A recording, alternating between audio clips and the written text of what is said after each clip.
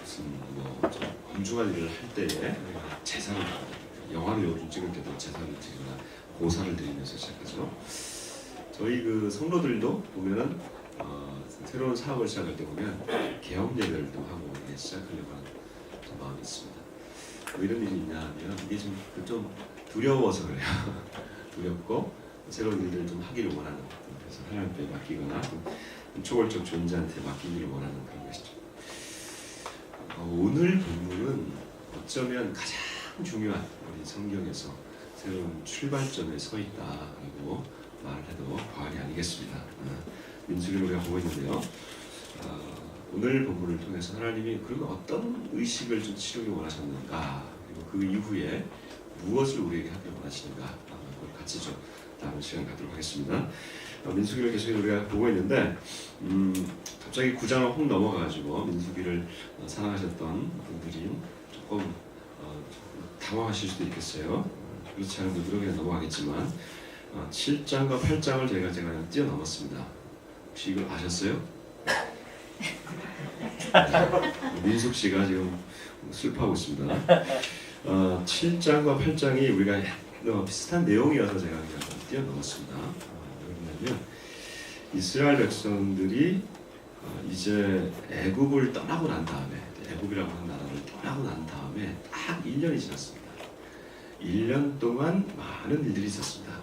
그 많은 일 동안에 1년 동안에 하나님이 모세를 통해서 언약 백성을 맞았고 세웠고, 그리고 율법을 줬고, 그리고 성막을 지으라고 말씀하셨고, 그리고 성막을 올려드렸고, 그리고 이제 그것을 위해서 제사장을 세웠습니다. 이 많은 일들이 좀 있었죠. 이 기간 동안에 성막을 올려드리는 장면이 7장이에요. 그래서 우리가 이미 봤기 때문에 넘어갔습니다. 그리고 8장에서는 그 제사장을 이제 올려드리는 장면입니다. 레위기에서 했기 때문에 넘어가겠습니다. 자, 그러면 이제 9장에서 오늘 본문에서 보니까 하나의 의식을 치르라고 그러는데, 그 의식이 뭐냐면 여러분 우리가 잘 알고 있는 6월절입니다. 6월절 의식을 치르는 거예요. 잘 알고 있나요? 다시 한번 제가 간단하게 말씀드리겠습니다. 그러면 지금 1년 동안 많은 일들이 있었는데, 정확하게 1년을 이제 보내고 난 다음에 떠나야 되는데, 떠나기 전에 그 1년 동안 뭘 했냐, 아까 얘기했죠? 율법을 주셨고, 성막을 주셨고, 제사장을 세웠고. 정확하게 그 1년 전에는 뭐 했냐? 1년 전에는 어디 있었냐면 이들이 애굽 땅에 400년 동안 노예 생활을 하고 있었어요. 그래서 그 400년 동안 노예 생활을 하고 있는 그때에 하나님이 개입하셔가지고 마지막 재앙을 내리는데, 그 재앙 10번째 재앙이 바로 이 애굽에 있는 모든 큰 아이들이 죽는 그러한 재앙이었습니다. 그러니까 이제 그 재앙을 당하면서 이스라엘 백성들의 아이들은 죽지 않았어요. 그렇죠? 어떻게 안 죽었어요? 말해보세요. 어떻게 안 죽었어요? 양을 잡아서 그 피를 어떻게 했어요? 문설주에 바르면 죽음의 사자가 거기는 뛰어넘었죠. 네. 그게 바로 6월절인데, 그날이 바로 유대 달력으로 1월 14일입니다. 그래서 그날을 지켜라 해서 6월절이 그때부터 되는 겁니다. 자, 이렇게 딱 1년이 지났어요. 그 1년을 딱 지나면서 많은 일들이 있었다고 그랬죠? 율법을 받았고, 성막을 지었고, 이제 하나님을 예배할 수 있는 제사장까지 만들었다고 그랬죠? 근데 이제 떠나야 되는데, 이제 하나님이 이제 시내 광야에서 이제 가나안 땅으로 가라, 약속의 땅으로 가라 하면서 떠나는데, 지금 하나님 딱 하나를 더 하고 갔던 날이에요. 그게 뭐냐면 6월절을 지키고 가라. 딱 1년 됐으니까.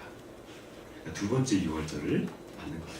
어떻게 보면 공식적으로는 두 번째지만 정식적으로는 첫 번째나 마찬가지야. 왜? 그날 밤에 갑자기 생각해보세요. 여러분, 여러분들이 이스라엘 백성들이라면 지금 그 6월절 어린 양을 딱 피를 잡고 그 양을 먹어야 될 거 아니에요, 그렇죠? 양은 다 먹어야 돼요 그때. 그러니까 양을 막 먹고 있는데, 그날 밤에 먹고 있는데 옆에 애굽에 있는 애들은 다 죽어가요. 곡소리가 나는데 그걸 먹어야 돼요. 안 먹으면 안 돼요. 무교병을 먹어야 됩니다. 이 효모가 없는 그 딱딱한 빵을 먹어야 돼요. 그러니까 막 이렇게 넘어가겠어요? 맛있겠어요? 옆집에서는 다 소리 지르고 있는데 그게 뭐냐 거기냐 이거예요. 그냥 먹는 거예요. 또 왜 먹으라고 했으니까. 이 6월절이에요. 그리고 아침에 일어났더니 애굽 사람들이 빨리 나가라고. 그 뭐 정신없이 그냥 확 나간 거예요. 그 출애굽은 정말 정신없이 이루어진 거예요. 내가 보니까 역사의 큰 일은 정신없이 이루어진 게 많아요. 우리나라 독립 보세요. 이게 뭐 정신없이 일어났죠? 여기 독립을 보신 분들 없죠 여기. 그렇잖아요. 베를린 장벽 갑자기 무너졌잖아요. 자, 이때 항상 하는 얘기 있습니다. 통일도 이와 같을 줄 믿습니다. 네. 언제 올지 몰라요. 이제 출애굽 딱 준비하고 있잖아요. 딱 출애굽을 딱 하니까 이제 1년이 딱 지났어요. 이제 1년이 지나니까 하나님 이번엔 정식으로 해라. 이제 떠나야 되는데 너네 진짜 정식으로 이제 6월절 지켜라. 양을 잡아라. 무교병을 먹어라.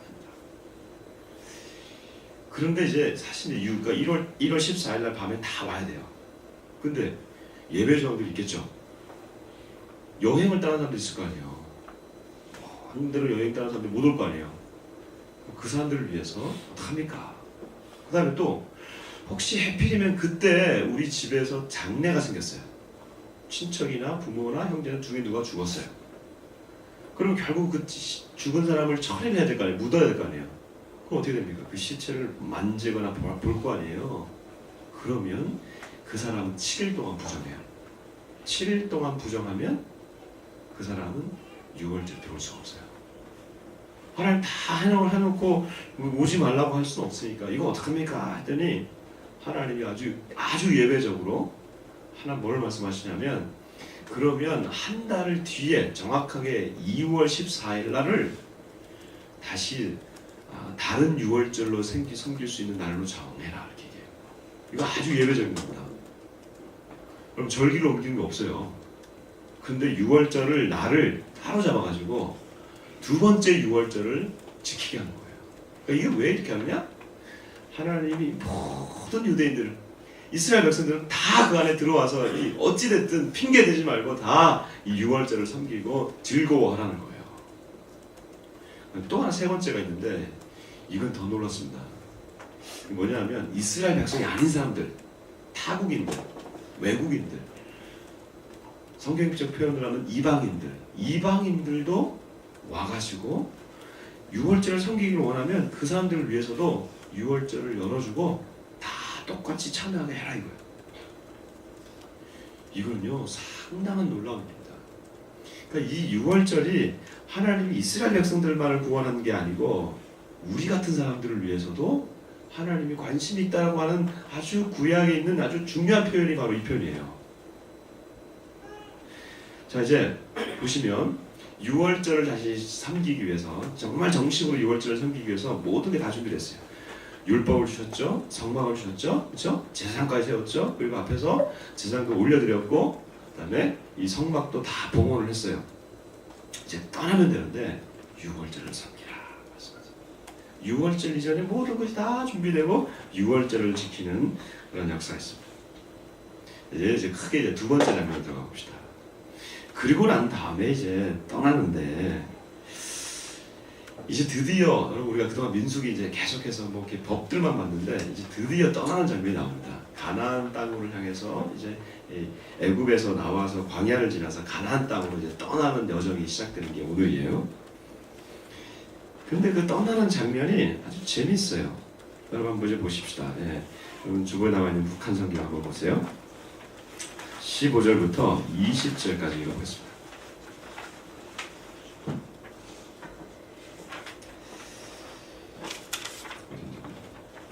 (15절부터 20절까지) 한번 쭉 읽어보겠습니다. 시작. 성막 세우던 날 구름이 증거의 장막 곧 성막을 덮었다. 그러나 저녁이 되면 그 구름은 성막 위에서 아침까지 불처럼 빛났다. 그 구름은 그렇게 성막을 늘 덮고 있었으며 밤만 되면 불처럼 빛났다. 이스라엘 백성은 그 구름이 만남의 장막에서 거쳐 올라간 후에야만 길을 떠날 수 있었다. 그 그룹이 내려와서 머무는 곳에 진을 쳤다. 이렇게 이스라엘 백성은 여호와의 말씀을 따라 길을 떠나고 여호와의 말씀을 따라 진을 쳤다. 그 그룹이 성막 위에 머물러 있는 동안 그들은 진을 옮기지 않았다. 그 그룹이 성막 위에 여러 날 머물러 있으면 이스라엘 백성들은 자리를 뜨지 않고 여호와께 예식을 올렸다. 그 그룹이 성막 위에 며칠밖에 머물러 있지 않을 때도 있었는데 그럴 때도 그들은 여호와의 말씀을 따라 자리를 뜨곤 하였다. 이제 떠나라고 하는데 이 떠나는 방식이 아주 재밌죠. 이게 뭐냐면 이스라엘 백성들이 이제 길을 떠나야 되는데 광야를 떠나야 되는데 이게 도대체 몇 명이냐면 200만이 되는 식구예요. 이 200만이 되는 식구들이 어떻게 진을 짜냐면 제가 지난번에 민수기 2장에서 보여드렸던 대로 12개의 지파들이 동서남북으로 섰습니다. 그리고 그 가운데에 뭐가 있냐면 하나님의 성막이 있습니다. 그 성막 따라서 가는데 언제 떠나냐? 요 가운데 있는, 그러니까 동서남북에 있으니까 이 가운데 있고 지파들이 세 지파씩 동서남북에 다 있으니까 다 보이는 거예요. 그 성막에서 뭐가 오르냐면 구름이 쭉 올라갑니다. 그러니까 성막에는 항상 구름이 덮여 있어요. 하나님의 영광의 상징이. 근데 그 구름이 이렇게 쭉 올라가면 그게 뭐냐면 출발 신호예요. 이해가세요? 하나님의 그 성막에 여호와의 그 임재의 상징으로 구름이 있고요. 그게 밤에는 이게 불로 바뀝니다. 이게 불이 되는지 아니면 거기서 불빛이 되는지 잘 모르겠습니다만 정확하지 않습니다만 어찌됐든 여기 요 두 가지 종류가 낮에는 구름으로 덮이고 밤에는 불로 덮이는데 이게 갑자기 그 구름이 쭉 떠올라가지고 구름 기둥이 됩니다. 그럼 무슨 사인이냐면 이제 떠나라 하는 사인이에요. 그러면 백성들이 짐을 다 챙깁니다. 짐을 다 챙겨가지고 그 순서대로죠. 동쪽에 있는 지파들부터 앞에서 쫙 해주고 그 가운데에 성막이 있고 마지막 지파까지 12지파가 쫙 일렬로 서서 쫙 행진을 하게 됩니다. 쭉 가는데 가운데 있는 이 성막에 이 구름 기둥이 쭉 있다가 다시 쭉 내려오면 이게 무슨 말이냐면 이제 서라 하는 뜻이에요. 그래서 사람들이 그 성막을 보는 거예요. 이렇게 쫙 구름이 떠오르면 떠나고 구름이 내려앉으면 아 이제 서야 되는구나 라고 생각하면서 서게 되는 거죠. 아주 독특한 방식이죠. 그렇죠? 근데 여러분들이 지금 그 이스라엘 백성으로서 거기 있다면 이게 보통 어려운 걸까요? 아니면 쉬운 걸까요? 이게 참 쉽지 않아요. 그 왜 그러냐면 21장에 보면 어떨 때는 이 구름이 이틀 만에 떠올라요. 그러니까 이틀 동안 이렇게 다시 쉬고 있다가 다시 이틀 만에 짐을 싸는 거예요. 어떨 때는 한 달이 될 수 있고 어떨 때는 1년이 될 수도 있고. 그러니까 여러분 이게 기약이 없습니다. 성질 급한 우리 사람들은 이거 못해요.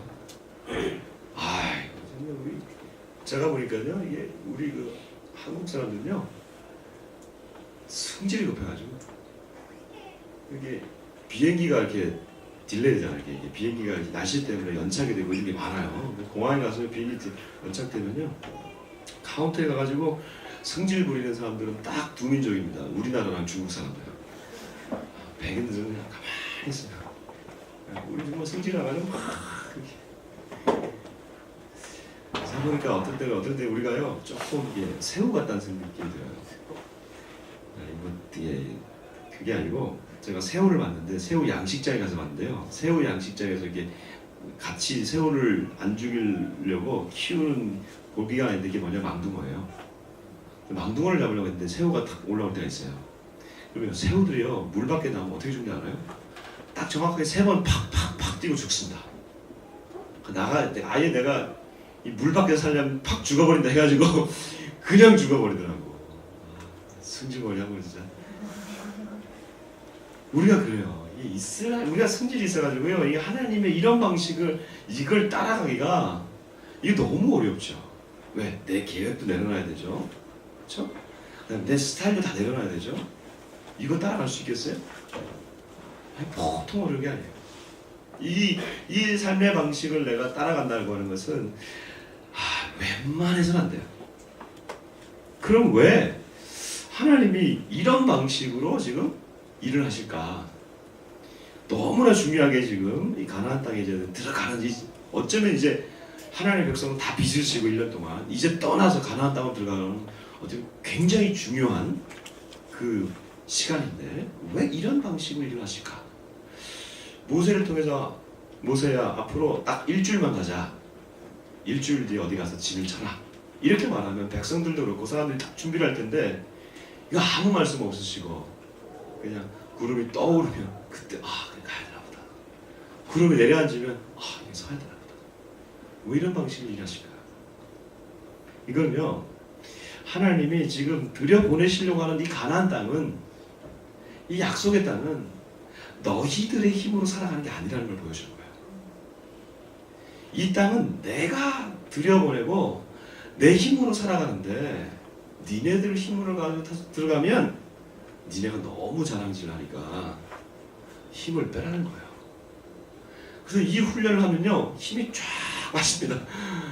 힘을 얻을 수가 없어요. 힘을 낼 수가 없어요. 우리가 예측이 안 되니까. 여러분 예측 가능해야 우리가 힘이 생기는 거예요. 우리 삶에는 예측 불가능하면 그때는 안 돼요. 제가 아는 목사님이 어떤 분이 이게 너무 귀한 직책이 있는 분이에요. 이분 굉장히 귀한 직책이 있는데 이분이 한번 이 어떤 몸의 질병으로 심장인가 이걸로 한번 쓰러졌다가 일어나신 거예요. 그래서 이분은요 너무 귀한 일을 맡은데 개명을 하지 못해요. 그래서 한 2년 정도의 스케줄을 다 해야 될 분인데 그냥 짜놓기만 하지 그대로 되리라는 생각을 안 해요 이분이.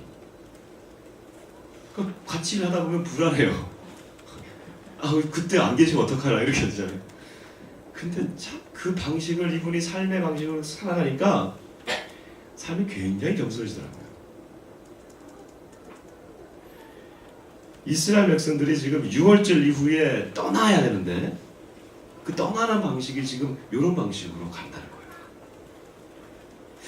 자, 6월절이 지금 준비되어지고 6월절이 있고 6월절 전에는 모든 게 다 준비가 되어지고 6월절 의식을 치르고 그리고 떠나는데 짠 하고 떠나야 되는데 거기서 완전히 힘을 다 빼고 떠나게 되는 거예요. 이 방식이 여기서만 나오는 게 아니고요.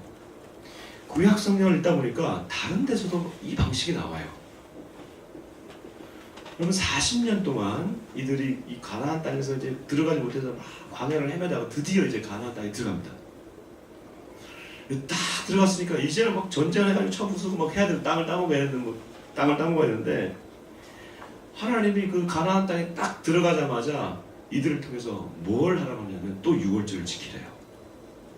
그래서 요단강을 건너고 가나안 땅을 딱 들어가는 요단강이 있는데 가나안 그 강이 요단강을 건너고 난 다음에 여리고라고 하는 성에서 그들이 평지에서 6월절을 지냅니다.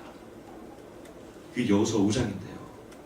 그 장면 바로 뒤에 뭐가 나오냐면 그 가나안 땅에 들어가서 처음으로 전쟁을 하는 장면이 나오는데 이 전쟁이 아주 아까 요거 구름이 떠오르면 올라가는 그 방식과 똑같아요. 어떻게 전쟁합니까?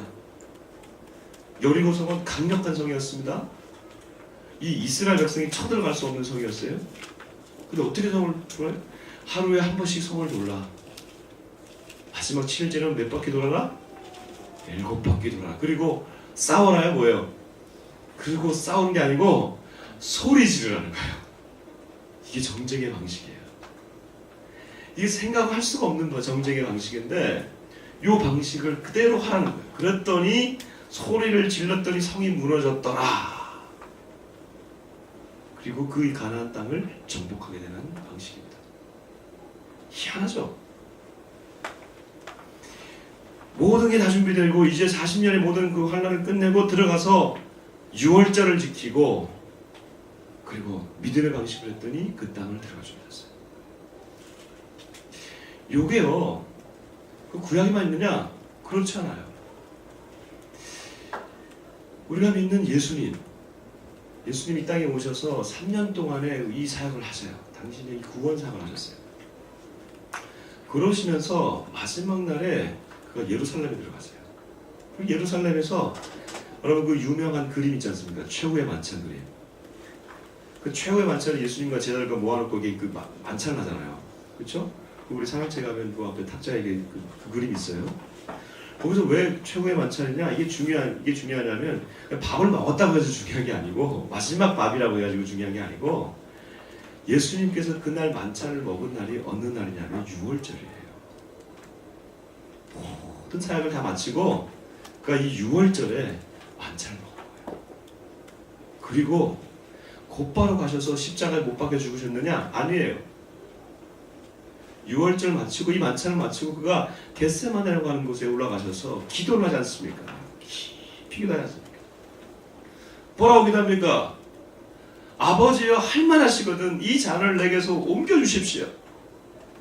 나는 하기 싫습니다. 마지막에 뭐라고 얘기합니까?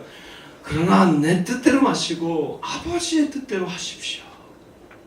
아버지의 뜻대로 하십시오. 아버지의 뜻대로 하십시오. 이게 뭐예요? 믿음의 방식입니다. 6월절을 지내고 그 다음에 들어가는 그 길은 믿음의 방식으로 걸어 들어갑니다. 사랑하는 성도 여러분, 이 말씀이 주는 의미가 뭐예요? 6월절을 지킨다. 이 말씀이 무슨 말일까? 이 6월절을 지킨다고 하는 것은 이스라엘 백성이 아무것도 아닌 상태에서 하나님이 그들을 애굽에서 건져내셨듯이 오늘날 우리에게도 나 같은 사람, 내가 돌아보면 아무것도 선한 것이 없는 그 사람, 정말 나는 죄밖에 없는 그 상황인데 나 같은 사람을 위해서 하나님이 당신의 구원을 보여주셨다고 하는 사건이 바로 6월절 사건이에요. 이 6월절을 여러분 진심으로 예수 그리스도를 통해서 받아들이시기를 주님으로 축복합니다. 6월절을 받아들일 때에 내가 하나님의 자녀가 되는구나 이 상황을 알게 되는 거예요. 근데 문제는 뭐예요? 6월절 이후에요. 6월절 이후에 뭐가 있냐면 우리의 삶은 광야의 문을 열고 들어가는 삶이에요.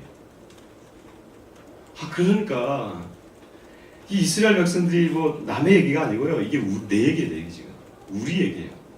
내가 예수를 믿고 6월절을 지냈는데 아니 어떻게 이런 방식으로 나를 훈련시키시나.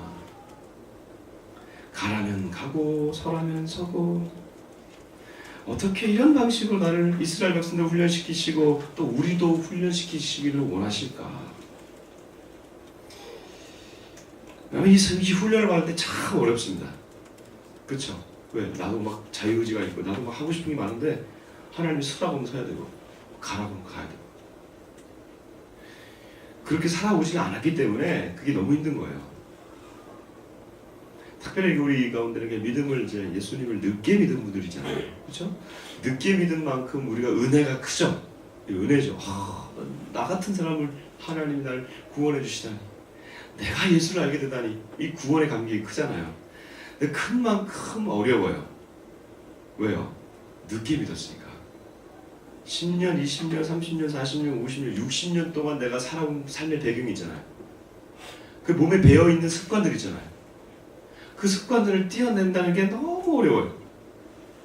내 마음대로 살아왔는데 이제는 이 하나님의 훈련소로 들어가려고 하니까 내가 내 몸에서 억서해다는 거예요. 너무 힘들어요. 제가 이렇게 제자 훈련을 오랫동안 해봤어요. 청년들도 해보고 우리 나이 많은 그룹들도 해보고 60대들도 한번 해보고 제가 쭉 해봤는데요. 제일 그 은혜가 큰 그 연령대가 오래된 연령대예요. 내가 드디어 훈련을 받는다. 근데 제일 불만이 많은 그 연령대가 또 그 연령대예요. 너무 힘들어요. 1년 동안 너무 힘들어요. 왜? 육신의 몸에서 따라오지 않는 거예요. 이게 따라오지가 않으니까 1년 동안 겨우 예수의 사람으로 살아난 것 같다 하면서 사실 1년만 지나면 다시 도루묵입니다. 1년 지나면 다시 돌아와요. 왜 그래요? 그만큼 죄된 습관이 내 안에 많이 드는 거예요. 믿음으로 광야를 지나가야 되는데 철저하게 훈련을 받아서 가야 되는데 아니 이스라엘 백성들도 보세요. 지금 400년 동안 전혀 훈련받지 않다가 이들을 지금 이 광야로 끌어내서 그 훈련을 받게 하는데 얼마나 힘들어요. 그러니까 앞에 이스라엘 백성들 앞에 섰던 모든 사람들이요, 대부분의 어른 세대들, 이들이 몸에 익지가 않으니까 결국 뭘 합니까? 불평을 하지 않습니까? 원망과 불평 계속 쏟아내다가, 그럼 민수기는요, 이 사람들이 다 죽어요. 결국 가나안 땅에 못 들어가요. 원망과 불평으로 내 몸의 모든 이것을 터놓다가 결국은 못 들어가고, 그 다음 세대, 젊은 세대만 가나안 땅에 들어가요. 믿음의 방식을 받아들이지 못하고 이 훈련을 견뎌내지 못하는 사람들은요, 억소리가 나면서 그냥 죽는 것 같은데 결국은 진짜 죽어버려요. 믿음의 방식으로 살아간다는 거, 이게 쉬운 일 아니죠? 내 생각과 내 경험과 모든 계산을 내려놔야 되죠. 어떨 땐 나도 손해를 봐야 되죠. 이 사회 가운데서 내가 살아가면서 믿음의 방식으로 살아가려고 하니까 내가 손해를 봐야 된단 말이죠. 어떨 때나 그 자존심이 상하기도 합니다. 왜? 내가 먼저 용서를 구해야 되니까. 여러분 그거 아세요? 없는 사람이 더 자존심이 세요. 왜요? 마지막 하나 있는 거, 그거 자존심, 그거 구겨진다 생각하면 그냥 확 뒤집고 싶은 생각이 우리 안에 일어나잖아요. 이걸 거꾸로 얘기하면 결국 나는 안 죽었다는 얘기예요. 내가 여전히 내가 살아 꿈틀거린다는 거예요. 이스라엘 백성들은 다 죽었다 생각하고 홍해를 건넜는데, 그리고 이 가나안 땅을 가는데 그들 죽지 않으니까, 결국 그 방식을 훈련받지 못하니까. 그럼 왜 20대 초반에 있는 아이들을, 이제 아이도 아니죠 사람들, 그 청년들을 국가가 뽑아가지고 군대로 보냅니까? 40대 돼가지고 생각해보세요. 미칩니다. 죽어요. 저는 요즘 그런 생각이, 우리나라도 여성들도 조금 군대를 갔다 오면 좋겠다는 생각이 들긴 해요. 예. 군대를 한번 가보셔야 이 군대가 얼마나 힘든지, 그리고 남이 나를 통제하는 삶이 얼마나 힘든지를 알게 될 거예요. 저도 방위병이라 제가 잘 모릅니다만 한 달 훈련 받는데 힘들었어요. 그래서 제가 그때 느끼면서, 왜 이 젊은 사람들을 뽑아가지고 훈련시킵니까? 조국과 민족을 위해서는 처음부터 젊을 때부터 훈련시키는 거죠. 그래야 살아갈 수가 있으니까. 그렇게 되는 거죠. 자, 그러면 6월절을 지난 우리들이 하나님이 훈련하는 방식으로 살아갈 수 있다는 걸 우리가 또 배웠습니다. 근데 이제 문제가 이거예요. 이스라엘 백성들은요, 가만히 있으면 거기 있다가 구름이 떠오르는 거 보면 돼요. 그렇죠? 그 구름이 떠오르면 떠나면 돼요. 어떻게 보면 되게 쉬워요. 근데 우리는 구름이 없어요. 그럼 여러분, 우리 안에 구름이 어디 있어요? 그 잘못하면 뜬구름 잡는 거잖아요. 구름 봤다 그러면 안 되잖아요. 우리가 기도하다가 구름이 떠올라서 이렇게 하면 안 되잖아요. 뭔가 구체적인 게 있어야 될 거 아니에요. 근데 우리의 삶에는 구름이 안 보이잖아요. 어떻게 할까? 여러분 말씀해 보면 이렇게 되어 있습니다. 우리 다시 한번 읽어봅시다. 성경을 봅시다. 18절 한번 보세요. 어떻게 우리가 구름을 찾을 수 있을까? 18절 같이 한번 읽어봅시다. 시작. 이렇게 이스라엘 백성은 여호와의 말씀을 따라, 북한 성경이에요. 그러니까 다시 한번 읽어봅시다. 18절 같이 읽습니다. 시작. 이렇게 이스라엘 백성은 여호와의 말씀을 따라 길을 떠나고 여호와의 말씀을 따라 진을 쳤다. 그 구름이 성곽 위에 머물러 있는 동안 그들은 진을 옮기지 않았다. 23절 봅시다. 이렇게 그들은 여호와의 말씀을 따라 진을 치기도 하고 떠나기도 하였다. 여호와께 대식을 올려야 할 경우가 생기면 여호와께서 모세를 시켜 말씀하신 대로 올렸다. 구름이 안 보일 때 우리가 어떻게 구름을 볼 수 있을까? 하나님이 떠나가는구나, 하나님이 서나가는구나, 어떻게 우리가 판별할 수 있을까? 오늘날에 이거 판별할 수 있는 아주 조금 방법이 하나 있습니다. 오늘 성경에 보니까, 북한 성경으로 보니까 너무 잘 나와 있어요. 18절에 보니까 이스라엘 백성은 여호와의 말씀을 따라 길을 떠나고, 구름이 떠오른다 이 표현을요. 구름이 떠오른다는 표현을 여호와의 말씀과 함께 표현을 하고 있어요. 그래서 여호와의 말씀이 있으면 구름이 떠나고 떠오르고 여호와 말씀이 있으면 구름이 다시 내려앉습니다. 우리 오늘 읽었던 우리 한국 성경에는 그게 여호와의 명령으로 되어 있어요. 근데 원래 이 명령과 말씀 중에 정확히 그 원어의 뜻은 뭐냐면 여호와 입술이에요. 입술. 여호와 입술을 제가 볼 때 명령보다는 말씀이 더 좋은 것 같아요.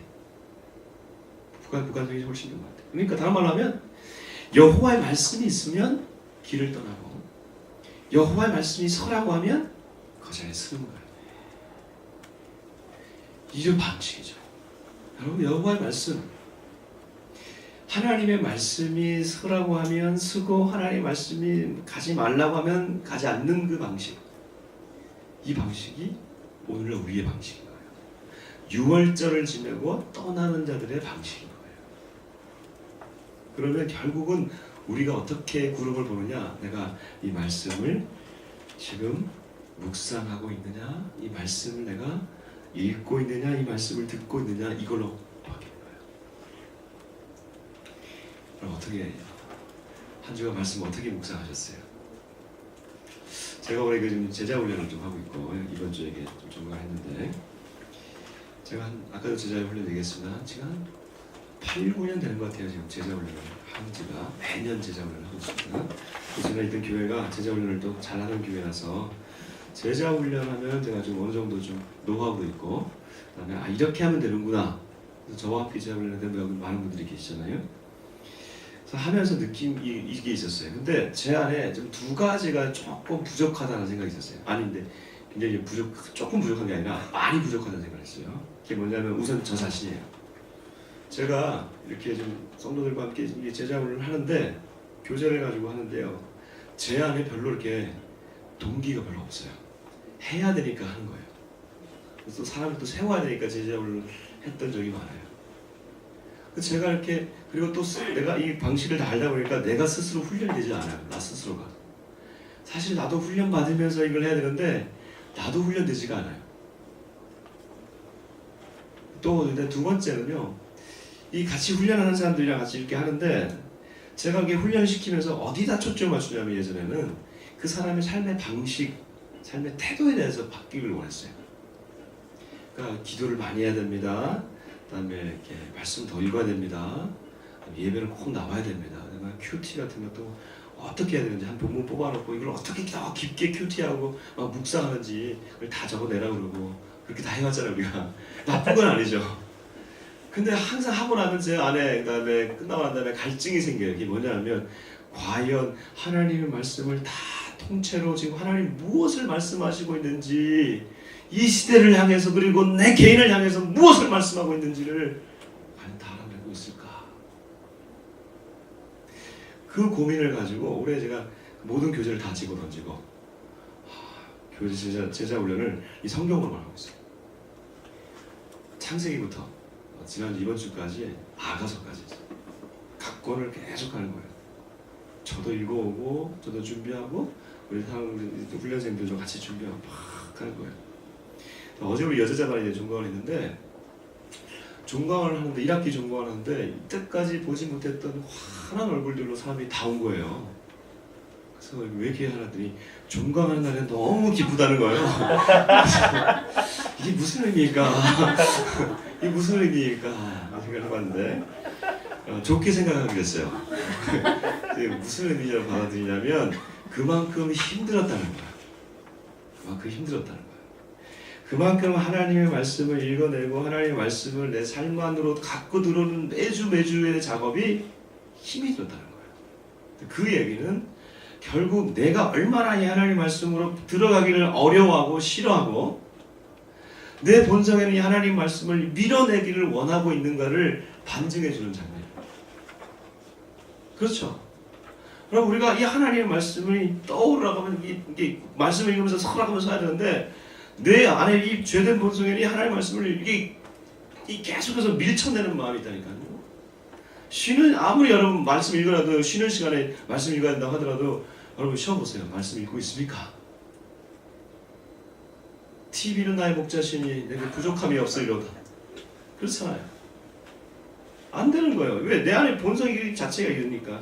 근데 이 본성을 내가 끌어내고 내가 훈련하고 그 장소로 들어가는 거죠. 그럴 때 이 말씀이 이게 떠오르는 거잖아요. 이 분별력이 생기는 거잖아요.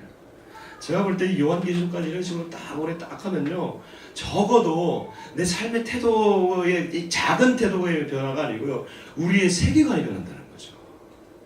이게 무슨 작업이냐면 하나님의 이 말씀으로 지어진 창조된 이 세계가 보이는 것이 다가 아니고 보이지 않는 세계가 있으며 그 세계를 걸어가는 방식은 믿음의 방식이라는 거예요.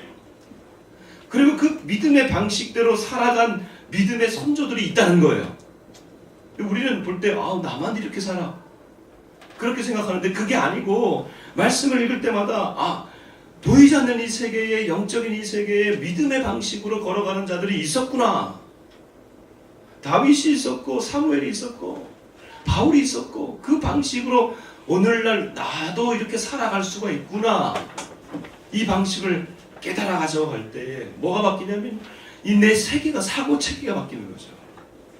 세계관이 바뀌는 거죠. 단순히 잠깐 나와서 더 기도를 몇 시간 더 하는 이거 더 중요한 게 아니고요. 내 삶의 태도가 바뀌어지게 되면, 세계관이 변화되면, 하나님의 말씀이 그대로 들어오게 되면 내 이 죄된 본성에서 하나님 나를 뭘 원하시는지 깨닫게 되어지고 거기서 내 남은 인생들을 어떻게 사용할까, 거기에 초점이 맞춰지게 되는 것이죠. 여러분, 왜 우리가 말씀이 떠오르지 않는다고 생각하세요? 왜 하나님 구름이 떠오르지 않는다고 얘기를 하고 왜 하나님 나를 버린다고 말씀하세요? 우리가 이 성경을 닫아놓고 있으니까, 하나님의 말씀을 우리가 읽지 않으니까, 하나님의 말씀에 귀를 기울이지 않으니까 아무리 얘기하고 싶어도, 구름이 떠오르고 싶어도 떠오르지 않지 않습니까?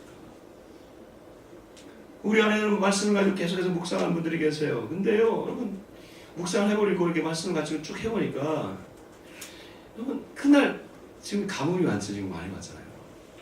우리가 어떤 곳에 있냐면 물가에만 있는 거예요. 물가에만. 그래서 발만 딱 잠그고 그래, 오늘 이 말씀을 하고 살아야지. 얕은 물가에만 딱 있다가 탁 나가버립니까? 지금 가뭄이 오니까 어떻게 됩니까? 가뭄이 오니까요, 물고기가 말라진 거예요. 지금 영적 가뭄이 지금 얼마나 심한지 몰라요. 지금 이 시대에 하나님의 말씀의 기간이 얼마나 심한지 몰라요. 갈급한 자들이 얼마나 많은지 몰라요. 근데 다 갈급해하면서도 어디에 머물냐면 물가에만 머물고 있다는 거예요. 중심은 끊어지지 않는 거예요. 그 우물물이 솟아나는 그 중심은 계속해서 활활, 하나님의 말씀의 그 은혜는요, 콸콸콸 넘칩니다. 우리가 가기만 하면 우리의 영혼의 우물물이 터지기를 주님을 축복합니다. 그 영혼 깊은 곳에 우물물이 터질 때에, 그곳에 하나님 앞에 나아갈 때에, 하나님 말씀을 열고 나아갈 때에, 그 여기서 하나님의 능력이 나타나게 되는 거죠. 그럴 때에 구름이 떠오르게 되는 거예요. 말씀을 딱 보다가 정말 이 전체를 내가 읽고 있다가 하나님이 내가 정말 이거 가라고 말씀하십니다. 이 가다 서다가 이게 가장 우리 인생의, 원래 인생은 이진법이에요. Yes or no예요. 그렇죠? 우리 인생은 그거예요. 이진법이에요. 딱 그밖에 없어요. 가다 서다예요. 갈 거냐 말 거냐, 이걸 결정하게 하는 유일한 하나님의 기준이 바로 이 말씀이라면, 오늘 우리가 6월절을 통과했다면 여러분, 말씀으로 떠나십시오. 내 세계 가운데 하나님, 내 인생에 하나님 말씀을 주십시오. 그 말씀으로 내가 살아보겠습니다. 말씀으로 한 주간 살아가는 사랑하는 주의 성도들 되시기를 주님으로 축복합니다. 그래서 우리 같이 찬양합시다.